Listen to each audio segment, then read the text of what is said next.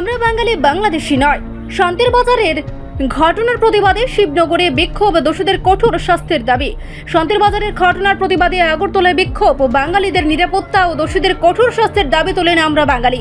শান্তির বাজারে ঘটে যাওয়া সংঘর্ষ ও হামলার ঘটনার প্রতিবাদে শুক্রবার আগরতলার শিবনগর এলাকায় প্রতিবাদ ও বিক্ষোভ কর্মসূচির আয়োজন করা হয়। বিক্ষোভে অংশ নেন এলাকার সাধারণ মানুষ সহ বিভিন্ন সামাজিক সংগঠনের সদস্যরা। বিক্ষোভে উপস্থিত ছিলেন আমরা বাঙালি নেতা গৌরাঙ্গ রুদ্রপাল। তিনি বলেন, শান্তির বাজারে যে ঘটনা ঘটেছে তা অত্যন্ত দুঃখজনক ও উদ্বেগজনক। বাঙালি সমাজের অস্তিত্ব ও মর্যাদা রক্ষার লড়াই এখন অপরিহার্য। দোষীদের বিরুদ্ধে অবিলম্বে কঠোর শাস্তিমূলক ব্যবস্থা নিতে হবে। তিনি আরো প্রশ্ন তোলেন, আমরা কি বাংলাদেশে যে আমাদের অস্তিত্ব নিয়ে প্রশ্ন তোলা হবে?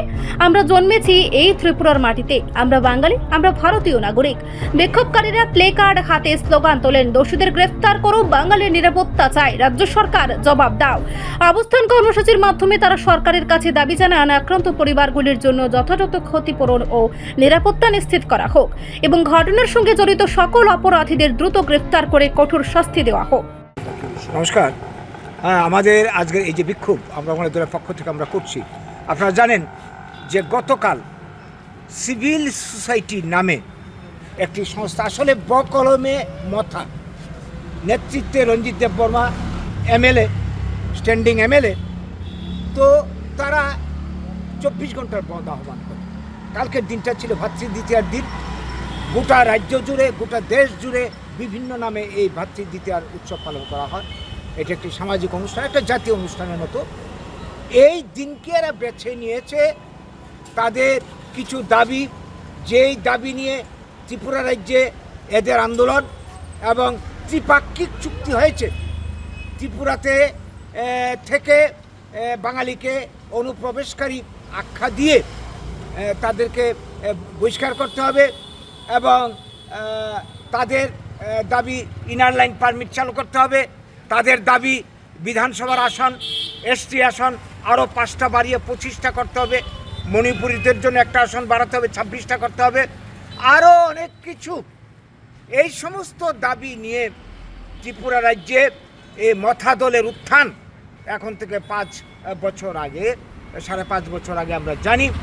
গো ব্যাক বাংলাদেশি স্লোগান যাদের অন্যতম স্লোগান, এবং যারা বলতে চাইছে ত্রিপুরাতে পুইলা জাতি উলু পার্টি, যাদের রাজনৈতিক দর্শন, বাঙালি খেদাও যাদের অন্যতম লক্ষ্য, এইরকম একটা দলের বকলমে এই যে সিভিল সোসাইটি বন্ধ ডেকে ত্রিপুরা রাজ্যে যে পরিস্থিতি তৈরি করলো, রাজনৈতিক দল যে কোনো গণতান্ত্রিক দেশে তার দাবি নিয়ে আন্দোলন করতে পারে, সংবিধানের মধ্যে এটা অধিকার দেওয়া আছে, কিন্তু বন্ধের নামে যেই উচ্ছৃঙ্খল আচরণ, যেই ধরনের উস্কানিমূলক বক্তব্য 80 জনের গণহত্যার মতন পরিবেশ তৈরি করেছে।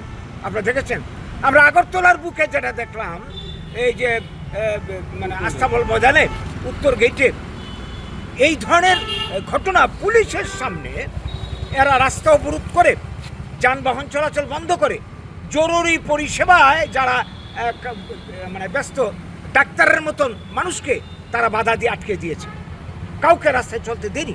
সবচেয়ে আশ্চর্যের ঘটনা হলো, যারা আইনের রক্ষক, এই পুলিশ অফিসাররা তাদের সামনে দাঁড়িয়ে তামাশা দেখছে, না খালি শুধু পথচারীদেরকে মানে অন্যদিকে সরিয়ে দিচ্ছে, আপনার অন্য রাস্তায় চলে যান। এটা কি তাদের ডিউটি? তার মানে কি প্রকারান্তরে বন সমর্থন, বনকে সফল করার জন্য এরা সহায়তা করেছে পুলিশ প্রশাসন। এই ধরনের ঘটনা ত্রিপুরা রাজ্যে মানে আর ঘটেছে বলে আমাদের কম জানা আছে। যদিও বাম আমলে ঘটনা ঘটেছিল, 11 দিন রাস্তা অবরোধ হয়েছিল 2017 সালে, আমরা জানি বনমুড়ার পার, তখনও বামেরা নীরব ছিল। এবং এই যে কালকের ঘটনা আপনারা জানেন, কমলপুরে শান্তির বাজারে যে ঘটনা ঘটেছে, বিনা প্ররোচনায় বন গায়ের জুড়ে বন পালন মানুষ যাতে করে, বাধ্য যাতে করা হয়, এই ধরনের বল প্রয়োগ করেছে এবং করতে গিয়ে তারা দোকানপাট লুট করেছে, ভাঙচুর করেছে, জিনিসপত্র ছিনিয়ে নিয়েছে, আগুন ধরিয়ে দিয়েছে, মারধর করেছে এবং এরকম একটা পরিস্থিতি তৈরি করছে পুলিশের সামনে। পরিস্থিতি, এই ধরনের পরিস্থিতির উদ্ভব। রিপোর্ট সংবাদ প্রতীক্ষা।